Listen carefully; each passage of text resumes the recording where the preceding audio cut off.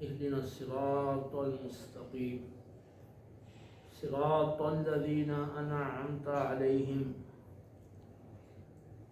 غير المغضوب عليهم ولا الضالين آمين صدق الله العظيم والصلاة والسلام عليك سيدي يا رسول الله وعلى آلك وأصحابك سيدي يا حبيب الله. صراط مستقیم ہماری اولین ضرورت ہے، اسی لیے ہم اللہ رب العالمین کی بارگاہ میں نماز کے اندر اور نماز کے علاوہ مختلف مواقع پر عرض کرتے رہتے ہیں کہ اے اللہ ہمیں صراط مستقیم پر چلا، اپنے انعام یافتہ بندوں کے راستے پر چلا. یعنی انبیاء علیہ السلام کا جو دعوت دین کا راستہ ہے اور صدیقین کا جو سچائی کا راستہ ہے اور شہداء کا جو غلبہ دین کے لیے جان کی قربانی دینے کا راستہ ہے اور صالحین کا جو سنت کو زندہ کرنے اور بدعت کو مٹانے کا راستہ ہے، اس پر ہمیں چلا. اور جن پر تیرا غضب ہوا اور جو سیدھی راہ سے بھٹک گئے، یہود اور نصارہ اور مشرکین و منافقین اور جو ان کے پیروکار لوگ ہیں، ان کے راستے سے ہمیں محفوظ رکھ.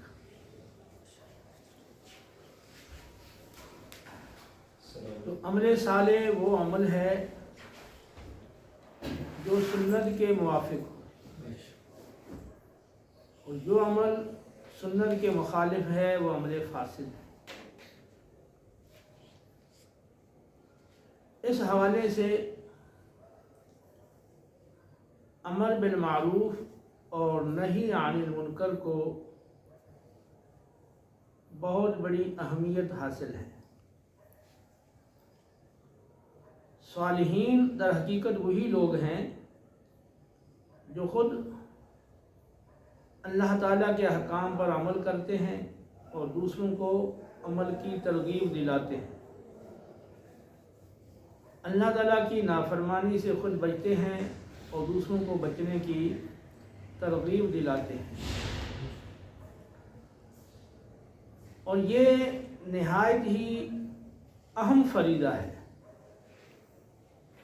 جیسے معاشرے کی اصلاح اور معاشرے کی خوشحالی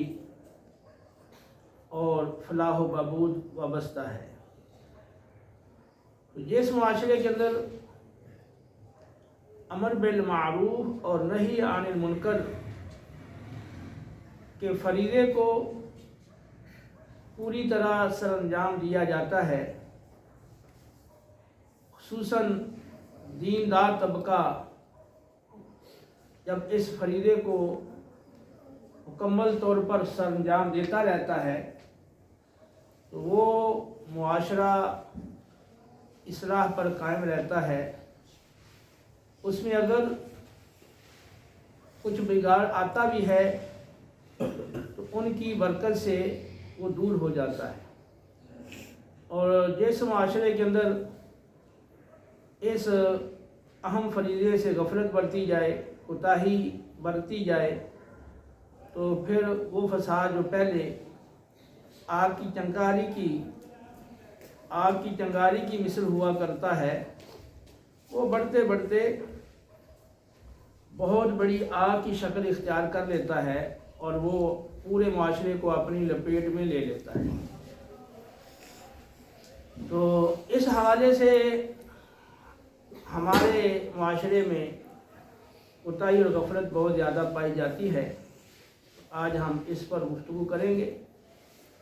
قرآن و سنت کی اس حوالے سے کیا ہدایات ہیں، کیا تعلیمات ہیں اور کیا تنبیہات ہیں، وہ آج کے درس میں انشاءاللہ اس کا ہم ذکر کریں گے۔ قرآن پاک میں اللہ رب العالمین جل جلالہ کا ارشاد ہے،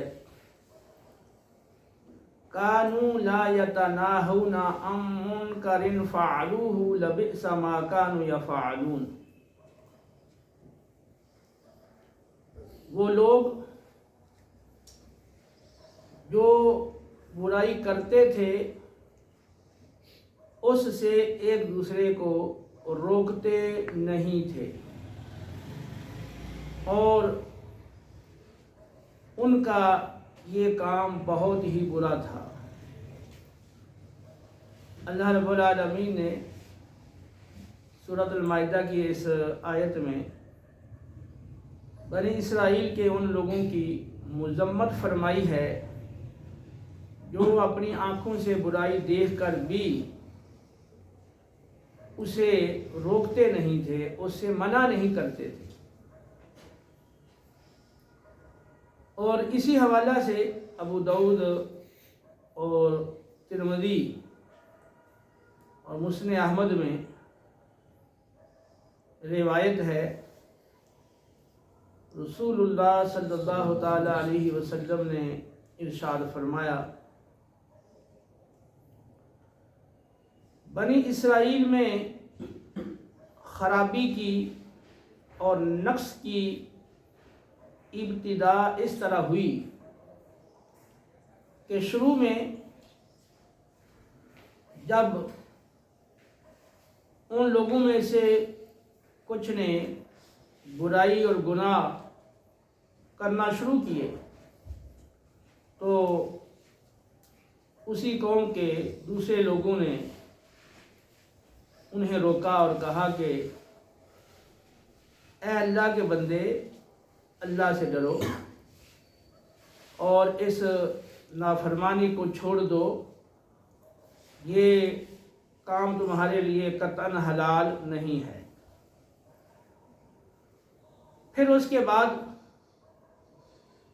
جب اگلا دن آتا تو وہی شخص جو پہلے اس برائی سے اس کو روکنے والا تھا، وہ اس کے ساتھ مل کر، اس کے ساتھ بیٹھ کر کھاتا اور پیتا اور اس کے ساتھ صحبت اور میل جول اختیار رکھتا، اور جو وہ پہلے والی بات تھی وہ برائی سے روکنا، اس کو وہ بھول جاتا، اس کو نظر انداز کر دیتا۔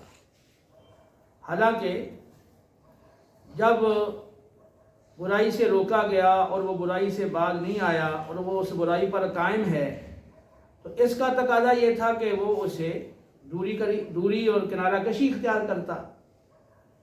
لیکن اولاً تو انہوں نے روکا اور بعد میں پھر انہی کے ساتھ بیٹھنا، کھانا اور پینا شروع کر دیا، ان کے ہم مجلس، ہم پیالہ، ہم نوالہ بن گئے۔ تو اللہ رب العالمین نے ان کی اس روش کی وجہ سے ان برائی سے روکنے والے جو پہلے روکتے تھے، پھر بعد میں وہ ان کے ساتھ میل جول انہیں اختیار کر لیا، تو ان کے دل بھی ان گناہ کرنے والوں جیسے کر دیے، اور حضرت داؤد علیہ السلام، حضرت عیسیٰ علیہ السلام کے ذریعہ سے ان پر لعنت فرمائی۔ رسول اللہ صلی اللہ تعالی علیہ وسلم ٹیک لگا کر تشریف فرما تھے، پھر آپ سیدھے ہو کر بیٹھ گئے اور ارشاد فرمایا کہ اس ذات کی قسم جس کے قبضہ قدرت میں میری جان ہے، تم ضرور بضرور نیکی کا حکم کرو گے اور برائی سے روکو گے اور ظالم کا ہاتھ پکڑو گے اور اس کو حق کی طرف مائل کرو گے اور اس کو حق پر زبردستی قائم رکھو گے، وگرنہ اللہ رب العالمین تمہارے دل بھی ان ظالموں جیسے کر دے گا اور تم پر بھی لعنت فرمائے گئے جس طرح پہلوں پر لعنت فرمائی گئی۔ بعض روایات میں مطلقاً ذکر ہے کہ بنی اسرائیل میں جب برائیاں اور گناہ ہونے لگے تو کچھ لوگوں نے روکا، پھر اس کے بعد وہی روکنے والے ان کے ساتھ میل جول اور کھانے پینے میں لگ گئے۔ اور بعض روایات میں ان کے علماء کا ذکر ہے کہ ان کے علماء نے اولاً روکا، پھر بعد میں وہ علماء ان برائیاں کرنے والوں کے ساتھ اٹھنے بیٹھنے کھانے پینے لگ گئے۔ تو اللہ رب العالمین نے پھر ان کے دل بھی ان گناہ کرنے والوں جیسے کر دیے اور پھر ان پہ لعنت فرمائی۔ اب آپ اس حدیث پاک پر غور فرمائیں۔ یہ روایت طبرانی میں ابو موسیٰ اشعری رضی اللہ تعالیٰ عنہ سے صحیح سند کے ساتھ مروی ہے، جس کے سارے راوی ثقہ ہیں۔ اچھا، اس حوالے سے ہم ذرا اپنا محاسبہ کریں کہ ہمارے گھر میں، ہمارے بازار میں، ہماری سوسائٹی میں، ہمارے ماحول میں برائیاں ہوتی ہیں، گناہ ہوتے ہیں، اور ہم اپنی آنکھوں کے سامنے دیکھتے ہیں۔ اس کے باوجود عوام و خواص اس سے غافل ہیں، روکنے کی کوشش نہیں کرتے۔ بڑے بڑے گناہ ہوتے ہیں۔ اب دیکھیں، نماز کو لیں تو نماز تمام فرائض میں سے اہم ترین فرض ہے۔ قرآن میں بار بار نماز کی تاکید فرمائی گئی، اور ترمذی کی حدیث میں فرمایا کہ جس نے جان بوجھ کر نماز چھوڑ دی اس نے کفر کیا۔ اور ترمذی کی روایت میں ہے کہ صحابہ کرام علیہم رضوان نماز کے علاوہ کسی عمل کے چھوڑنے کو کفر نہیں سمجھتے تھے۔ اور رسول اللہ صلی اللہ علیہ وسلم کا جو دور تھا اس میں مسلم کی روایت کے مطابق جماعت سے پیچھے رہنے والا یا تو منافق ہوتا، اور منافق بھی ایسا کہ جس کا نفاق بالکل کھلا اور واضح ہو، یا پھر بیمار ہوتا، اور بیمار بھی ایسا کہ دو آدمی اس کو سہارا دے کر صف میں لا کر کھڑا کرتے۔ تو نماز اہم ترین فرض ہے، نہ پڑھنے پر بڑی سخت وعیدیں قرآن و سنت میں آئی ہیں۔ اس حوالے سے ہمارے معاشرے میں کتنی غفلت ہے۔ آپ غور کر لیں کہ کتنے فیصد لوگ نماز پڑھتے ہیں۔ میرے خیال میں 10% بھی نہیں پڑھتے۔ چھوٹی چھوٹی مساجد ہیں محلوں کے اندر، اور اس میں کتنے نمازی ہوتے ہیں؟ پوری آبادی کے حوالے سے دیکھیں تو اس میں 2 3 4 5 زیادہ سے زیادہ ہو جائے تو 10 ہو جائیں گے۔ بہت بڑی تعداد ہے جو سرے سے نماز نہیں پڑھتی، لیکن اس پہ کوئی روک ٹوک ہے؟ بڑے بڑے واعظین، بڑے بڑے خطباء، بڑے بڑے پیران عظام، بڑے نعت خواں، اور یہ سارے لوگ جو لوگوں سے مخاطب ہوتے ہیں اور جن کو لوگوں سے گفتگو کا، ان کو خطاب کرنے کا، ان کو وعظ کرنے کا موقع ملتا ہے، اور جن سے لوگوں کی ایک تعداد وابستہ ہے، ان کا پورا ایک اپنا حلقہ باب، حلقہ اثر ہے، اور یہ ایک شخصیت کی حیثیت رکھتے ہیں، تو کیا یہ کتنا روکتے ہیں اپنے آس پاس کے لوگوں کو، جو متعاقدین ہیں اور جو ان کے میل جول والے لوگ ہیں، ان کو کتنا روکتے ہیں؟ تو خواص لوگ جو ہیں وہ بھی اس سے لاپرواہ ہے۔ اور اسی طرح جو یہ ذمہ داری تو ہر ایک کی ہے نا۔ بہت ساری ایسی جگہیں ہیں کہ جہاں تک ہماری رسائی نہیں ہوتی، عام مبلغین کی، عام علماء کی رسائی وہاں نہیں ہوتی۔ مثال کے طور پر یونیورسٹی کا ماحول ہے، تو وہاں پر پروفیسر حضرات وہ بھی مسلمان ہیں، اور وہ جہاں اتنی باتیں کرتے ہیں اور گفتگویں کرتے ہیں تو وہاں نماز کے بارے میں بات کر سکتے ہیں۔ اسی طرح وقتاً فوقتاً دیگر جو شریعت کے احکام ہیں ان پر بھی وہ بات کر سکتے ہیں، اس کی ترغیب دے سکتے ہیں، اور ان کا جو حلقہ اثر ہے اس تک وہ عام مبلغین کی رسائی نہیں ہوتی۔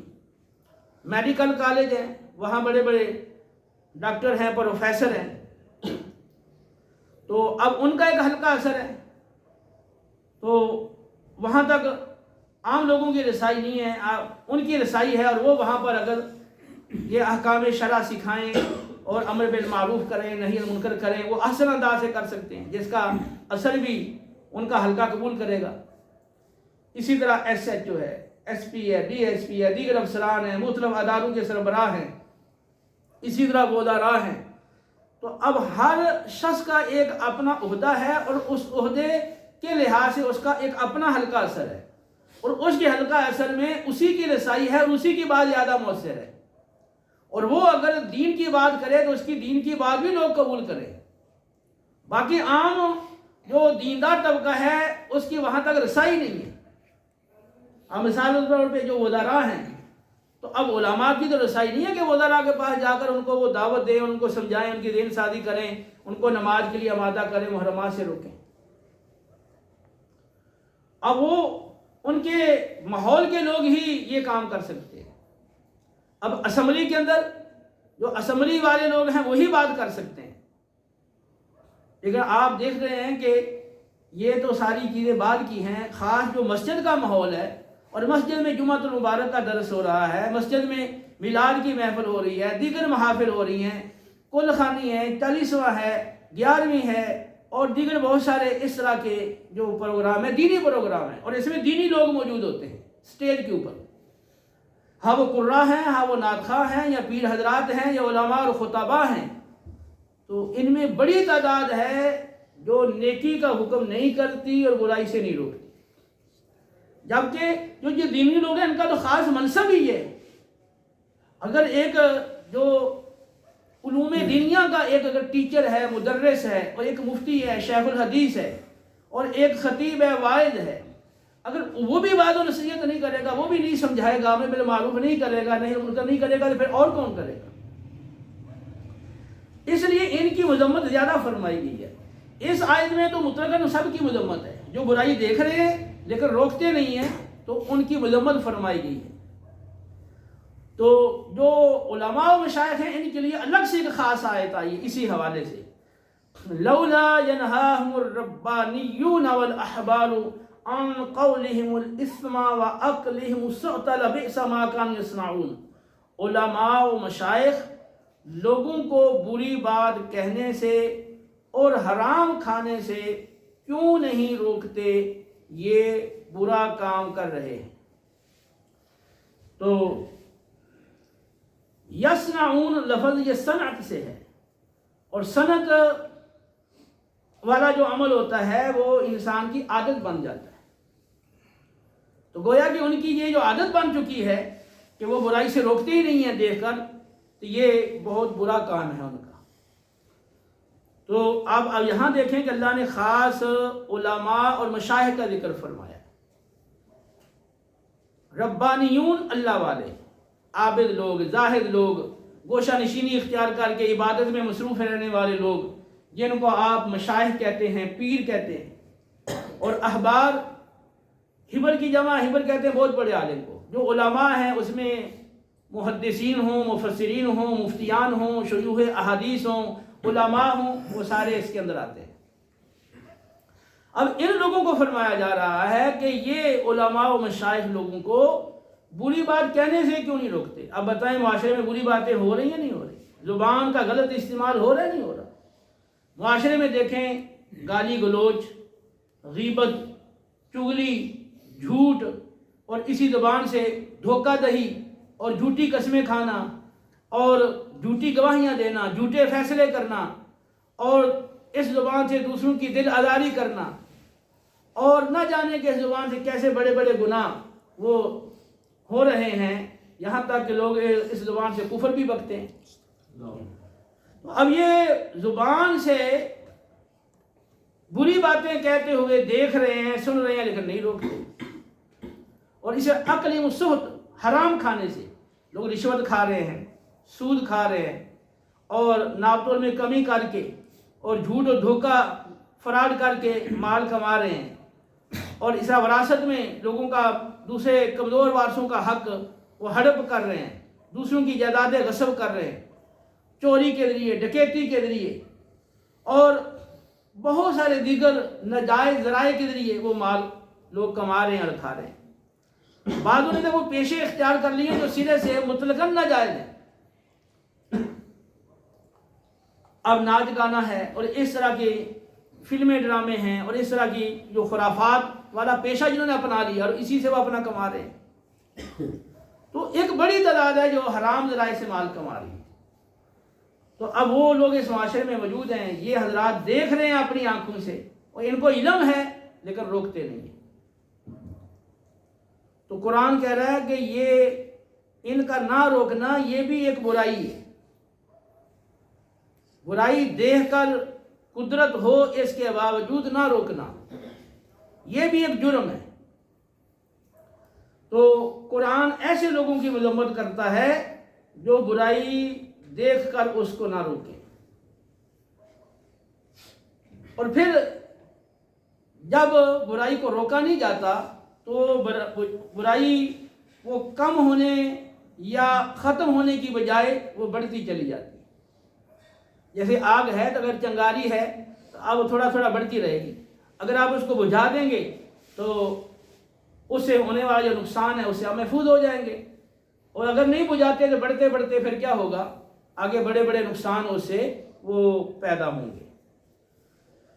قرآن پاک میں اللہ رب العالمین جل جلالہ نے فرمایا ہے فلولا کان من القرون فلولا کان من القرون من قبلکم اولو بقیہ ینہون عن الفساد فی الارض الا قلیلا ممن انجینا منہم واتبع الذین ظلموا ما اترفوا فیہ وکانوا مجرمین.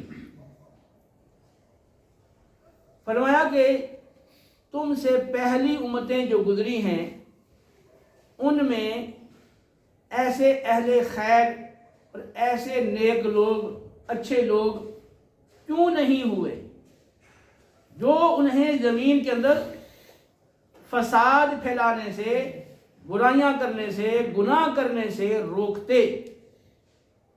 ہاں مگر تھوڑے سے ایسے لوگ ہوئے جنہیں ہم نے ان میں سے نجات دی.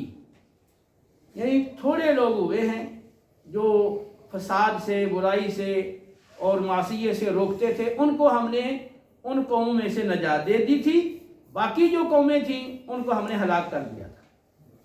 تو ان میں ایسے اہل خیر ایک مناسب تعداد میں وہ نہیں ہوئے جو انہیں روکتے اور جس کی وجہ سے وہ اللہ کے عذاب سے بچ جاتے. وَاتَّبَعَ الَّذِينَ ظَلَمُوا، اور وہ ان میں سے جو ظالم لوگ تھے، ما اترفوا فیہ، تو جو انہیں عیش و آرام کی چیزیں دی گئی تھیں، عیش و عشرت کی چیزیں دی گئی تھیں، وہ ان کے پیچھے پڑ گئے اور عیش و عشرت میں وہ مصروف ہو گئی. وَكَانُوا مُجْرِمِينَ، اور وہ مجرم لوگ تھے. تو اب وہ قومیں جن کے اندر اہل خیر بہت تھوڑے ہوئے، اتنے زیادہ نہیں تھے کہ وہ اس پوری قوم کو برائی سے روکنے کے لیے کفایت کرتے. تو جب اہل خیر ان میں کم تھے تو ان میں وہ برائیاں بڑھتی رہیں، اور جو ظالم لوگ تھے وہ عیش و عشرت میں پڑ گئے اور لگے رہے اور ان کو کسی نے روکا نہیں. تو نتیجہ کیا نکلا کہ پھر وہ ساری قوم پہ عذاب آیا اور ان قوموں کو ہلاک کیا گیا. تو پچھلی جو قومیں ہلاک کی گئی ہیں تو اس کی مین وجہ یہ تھی کہ ان میں برائی سے روکنے والے اور نیکی کا حکم دینے والے لوگ تھوڑے تھے، کم تھے. تو معلوم ہوا کہ معاشرے کے اندر اگر امر بالمعروف اور نہی عن المنکر کرنے والے لوگ، نیکی کی دعوت دینے والے، برائی سے روکنے والے لوگ وافر مقدار میں ہوں گے تو وہ روکیں گے. جو بھی جہاں بھی کوئی برائی جنم لے گی وہ اسے روکیں گے، منع کریں گے. تو وہ جو برائی جہاں بھی پیدا ہوگی یا شروع ہوگی وہ ختم ہو جائے گی. لیکن اگر اہل خیر کم ہوئے، تھوڑے ہوئے اور پورے کے پورے علاقے خالی پڑے ہیں، وہاں پر ایسے افراد موجود ہی نہیں ہیں، تو پھر کیا ہوگا؟ نتیجہ تھا کہ وہ برائی جو کہیں بھی پیدا ہوئی وہ بڑھتی چلی جائے گی، بڑھتی چلی جائے گی، اور پھر وہ پورے معاشرے کو اپنے لپیٹ میں لے لے گی.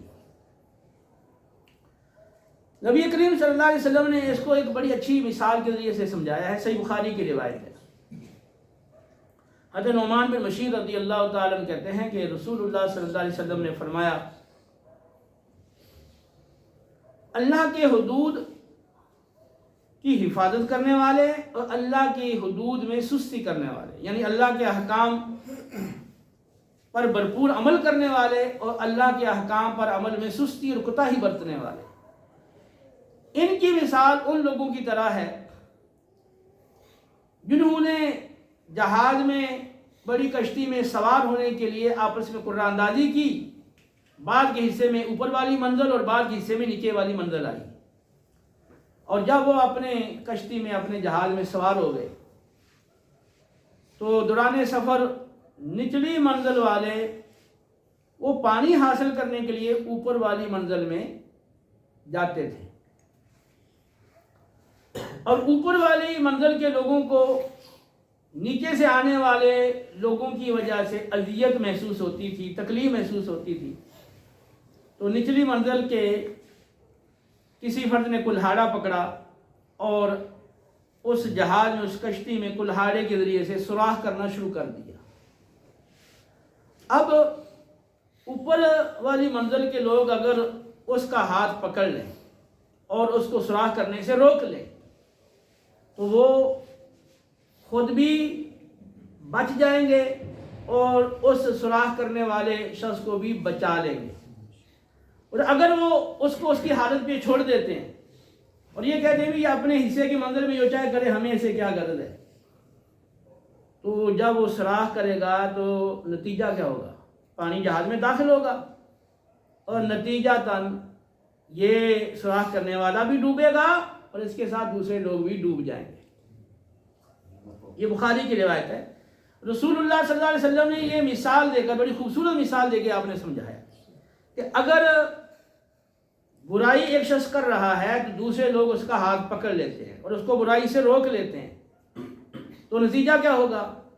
وہ برائی کرنے والا وہ بھی عذاب الہی سے بچے گا اور یہ روکنے والے بھی بچیں گے، اور دنیا کے اندر بھی، معاشرے کے اندر اس برائی سے روکنے کی وجہ سے فساد پیدا نہیں ہوگا، اور جو برائی کرنے والا ہے اس کو جو نقصان پہنچنا تھا اور جو روکنے والے تھے نہ روکنے کی صورت میں ان کو جو نقصان پہنچنا تھا وہ دنیا میں بھی نقصان نہیں پہنچے گا اور آخرت کے اندر بھی وہ نجات پا جائیں گے.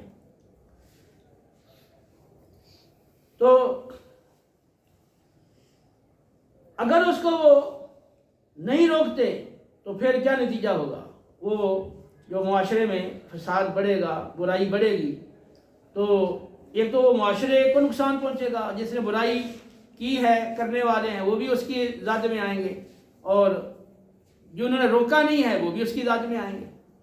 جب خرابی بڑھ دی، آپ دیکھیں اس وقت جو خرابیاں معاشرے میں بڑھ گئی ہیں، مثال کے طور پہ رشوت ہے، اب رشوت بڑھ گئی تو اب رشوت سب کو دینا پڑتی ہے. آپ کسی بھی دفتر میں چلے جائیں تو برائی کرنے والا یا نہیں کرنے والا، ہاں کوئی بے شک نیک ہو تو اس کو بھی رشوت دینا پڑے گی، تب اس کا جا کے کام ہوگا. چور ہے، چوری کرنے والا، ڈکیتی کرنے والے، تو وہ یہ نہیں کہیں گے بھی یہ نیک آدمی ہے تو اس کو تو چھوڑ دیں، وہ تو ہر کے گھر میں ڈاکہ ڈال لیں گے، راستے میں یہ ان کے ہاتھ میں آ جائے گا اس کو لوٹ لیں گے. اس طرح اور بہت ساری مثالیں پیش کی جا سکتی ہیں کہ معاشرے میں جب فساد بڑھتا ہے تو پھر ساری اس کی لپیٹ میں آ جاتے ہیں. تو اگر برائی کرنے والے کو روک لیا جائے تو پھر وہ فساد ختم ہو جاتا ہے اور دنیا کے اندر بھی وہ معاشرہ اور صاف ستھرا اور پرامن معاشرہ اور خوشحال معاشرہ وجود میں آتا ہے، اور یہی لوگ آخرت کے اندر بھی نجات پاتے ہیں. وگرنہ دنیا میں بھی نقصان ہے، آخرت میں بھی نقصان ہے. قرآن پاک میں اللہ رب العالمین نے فرمایا وَاتَّقُوا فِتْنَةً لَا تُصِيبَنَّ الَّذِينَ ظَلَمُوا مِنْكُمْ خَاصَّةً وَاعْلَمُوا أَنَّ اللَّهَ شَدِيدُ الْعِقَابِ. اس فتنے سے ڈرو، اس فتنے سے بچنے کی کوشش کرو جو فتنہ جب برپا ہوگا تو تم میں سے خاص جنہوں نے ظلم کیا ہے صرف انہی پر ہی وہ فتنہ نہیں ہوگا بلکہ سب کو اپنی لپیٹ میں لے گا. اور خوب یاد رکھو گے بے شک اللہ سخت ترین عذاب والا ہے۔ اب یہ فتنہ جیسے فرمایا کہ ڈرو، اور یہ فتنہ جب آئے گا تو پھر صرف ظالموں پر ہی نہیں آئے گا، پھر سب پر یہ فتنہ آئے گا۔ تو اس سے مراد یہ ہے، ایک بڑی مفسرین کی تعداد ہے جن کی رائے یہ ہے احادیث کی روشنی میں کہ جب معاشرے میں برائی ہو رہی ہو، گناہ ہو رہا ہو، نافرمانی ہو رہی ہو، تو اگر اس کو روکا نہ گیا تو اس کو نہ روکنے کی وجہ سے جو فساد اور بگاڑ پیدا ہوگا، اس فساد اور بگاڑ کی لپیٹ میں سارا معاشرہ ہی آئے گا۔ اس میں یہ نہیں ہوگا کہ صرف ظالم لوگ آئیں گے، سارے لوگ اس کے میں آئیں گے نا۔ دیکھیں ایک بچہ ہے، وہ شروع میں چوری کرنا شروع کر دیتا ہے، اب اس کے والدین اس کو سمجھائیں، محلے والے اس کو سمجھائیں، آس پاس کے لوگ اس کو سمجھائیں، اسکول میں پڑھتا ہے تو ٹیچر اس کو سمجھائیں، مسجد میں پڑھتا ہے تو جو مسجد کا قرآن پڑھانے والا استاد ہے وہ اس کو سمجھائے۔ جب ساری اس کو سمجھائیں گے اور اس عمل کی مذمت اور خرابی اس کے سامنے بیان کریں گے تو وہ بچہ اس برائی کو چھوڑ دے گا۔ نتیجہ یہ ہوگا کہ سب کو اس کا فائدہ ہوگا، اور اگر نہیں روکتے وہ اس میں بڑھتا جائے گا، ساتھ اس کے اور بھی نوجوان اس کے ساتھ اس کے دوست مل جائیں گے، اور پھر جب وہ ڈاکہ زنی اور چوری کی وہ وارداتیں کریں گے تو اسے کون بچے گا؟ معاشرے میں کوئی بھی نہیں بچے گا۔ کبھی کسی کی باری آ جائے گی، کبھی کوئی اس کی ذات میں آ جائے گا۔ تو اب یہ قرآن پاک میں نے 4 آیات آپ کے سامنے رکھی ہیں۔ پہلی آیت سورہ مائدہ کی کہ وہ لوگ برائی ہوتا ہوا دیکھ کر آپس میں ایک دوسرے کو اس سے روکتے نہیں تھے، اور ان کا یہ عمل نہایت ہی برا تھا۔ دوسری بھی سورہ مائدہ کی آیت ہے، علماء اور مشائخ لوگوں کو بری بات کہنے سے، حرام کھانے سے کیوں نہیں روکتے، یہ انتہائی برا کام کر رہے ہیں۔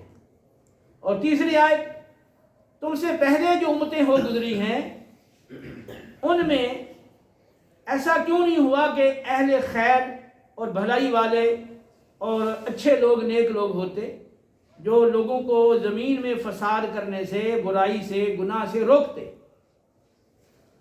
ہاں سوائے کچھ لوگوں کے، یعنی کچھ لوگ ان میں ہوئے تھوڑے سے جو اہل خیر تھے، نیک تھے، برائی سے اور فساد سے روکتے تھے، وہ لوگ تھوڑے تھے اور ان کو ہم نے نجات دی۔ اور جو ظالم لوگ تھے ان میں تو جو عیش و عشرت والی چیزیں تھیں ان کے پیچھے لگ گئے، اور انہوں نے سب کچھ سمجھ لیا اور پوری زندگی اس میں لگا دی، اور وہ مجرم لوگ تھے۔ اور اس فتنے سے بچو، اس فتنے سے ڈرو جو جب آئے گا تو تم میں سے صرف جن لوگوں نے ظلم کیا ہے صرف انہی کے لیے وہ فتنہ خاص نہیں ہوگا، وہ سب کو اپنی لپیٹ میں لے گا۔ اور اللہ تعالیٰ جان لو خوب کہ سخت ترین عذاب والا ہے۔ ان 4 آیات کے اندر ہمیں پرزور ترغیب دی گئی ہے کہ نیکی کا حکم کرو اور برائی سے روکو۔ اگر تم اس فریضے میں کوتاہی برتو گے تو اس کی سزا تمہیں دنیا میں بھی بھگتنی پڑے گی۔ جب معاشرے میں فساد برپا ہوگا تو تمہارے اہل و عیال، تمہارے بچے، تمہارے پوتے نواسے، پوتیاں نواسیاں وہ اس فساد کی زد میں آ جائیں گے، تو دنیا میں بھی تمہیں اس کا نقصان پہنچے گا اور آخرت میں بھی اس کا عذاب ہوگا۔ ہفتے والے دن مچھلی کے شکار سے جن یہودیوں کو منع کیا گیا تھا، سورہ اعراف میں اس کا ذکر ہے، تو وہ ہیلے بہانے سے مچھلی کا شکار کرتے رہے، تو بالآخر ان پہ عذاب آیا اور ان کو بندر بنا دیا گیا۔ تو ان میں 3 گروہ تھے، ایک گروہ تھا روکنے والا، اور ایک تھا وہ نافرمانی اور شکار کرنے والا۔ جو تیسرا گروہ تھا وہ خود تو شکار نہیں کرتا تھا، برائی نہیں کرتا تھا، اس کو برا سمجھتا تھا، لیکن اسے روکنا چھوڑ دیا تھا۔ تو انہوں نے کہا وَإِذْ قَالَتْ أُمَّةٌ مِّنْهُمْ لِمَ تَعِظُونَ قَوْمًا اللَّهُ مُهْلِكُهُمْ أَوْ مُعَذِّبُهُمْ عَذَابًا شَدِيدًا۔ تو ان میں سے ایک گروہ نے انہیں کہا کہ تم ان لوگوں کو کیوں وعظ کرتے ہو، کیوں نصیحتیں کر رہے ہو، کیونکہ یہ تو لوگ ایسے بعد آنے والے نہیں ہیں۔ اللہ مہلکہم، اللہ انہیں بالکل ہلاک کر دینے والا ہے، اور معذبہم عذابا شدیدا، یعنی سخت ترین عذاب دینے والا ہے۔ اب یہ لوگ ہلاک ہی ہوں گے، اللہ کے عذاب ہی کا شکار ہوں گے، اب ان کو روکنے کی کیا ضرورت ہے؟ قالوا معذرۃ الی ربکم ولعلہم یتقون، تو جو روکنے والے تھے برائی سے انہوں نے کہا کہ پہلی بات تو یہ ہے کہ ہم تمہارے رب کی بارگاہ میں اپنا عذر پیش کر سکیں گے کہ اے اللہ ہم نے انہیں روکا تھا، ہم نے ہر طرح سے انہیں سمجھایا تھا، لیکن یہ لوگ اس کے باوجود بعد نہیں آئے، ہم نے اپنی ذمہ داری پوری کی، جو تیرا حکم تھا نیکی کا حکم کرو برائی سے روکو، ہم نے باقاعدہ اپنا فریضہ سر انجام دیا، لیکن یہ بات نہیں آئی۔ اور دوسری بات ہے وَلَعَلَّهُمْ يَتَّقُونَ، اور یہ بھی ممکن ہے کہ ان کے اندر ڈر خوف پیدا ہو جائے اور یہ ہماری بات مان لیں۔ فَلَمَّا نُسُوا مَا ذُكِّرُوا بِهِ أَنجَيْنَا الَّذِينَ يَنْهُونَ عَنِ السُّوءِ وَأَخَذْنَا الَّذِينَ ظَلَمُوا بِعَذَابٍ بَئِيسٍ بِمَا كَانُوا يَفْسُقُونَ، تو فرمایا کہ جو انہیں نصیحت کی گئی جب اس کو انہوں نے بالکل بھلا دیا اور پس پشت ڈال دیا، تو جو ان میں سے برائی سے روکتے تھے ان کو ہم نے نجات دی، جو برائی سے روکنے والے تھے ان کو ہم نے نجات دی، باقی جو ظالم لوگ تھے ان کو ہم نے سخت ترین عذاب میں پکڑ لیا، اس وجہ سے کہ وہ نافرمانی کرتے تھے کھلم کھلا۔ اب یہاں اللہ رب العالمین جو برائی سے روکنے والے تھے ان کی تعریف فرمائی ہے اور واضح طور پر ان کی نجات کا اعلان کیا، اور باقی جو دوسرا گروہ تھا اس کے بارے میں وضاحت نہیں فرمائی۔ اس وجہ سے مفسرین دو گروہ ہو گئے، بعض کہتے ہیں کہ جو روکتے نہیں تھے، اگرچہ خود نہیں کرتے تھے، اگر روکتے نہیں تھے ان پر بھی عذاب آیا، اور کچھ کہتے ہیں کہ نہیں ان پہ عذاب نہیں آیا اس لیے کہ وہ ہو سکتا ہے کہ اولم وہ روکتے ہوں، ان کے جو الفاظ ہیں کہ اللہ ان کو ہلاک کرنے والا ہے، اللہ ان کو سخت عذاب دینے والا ہے، تو تم انہیں کیوں روک رہے ہو؟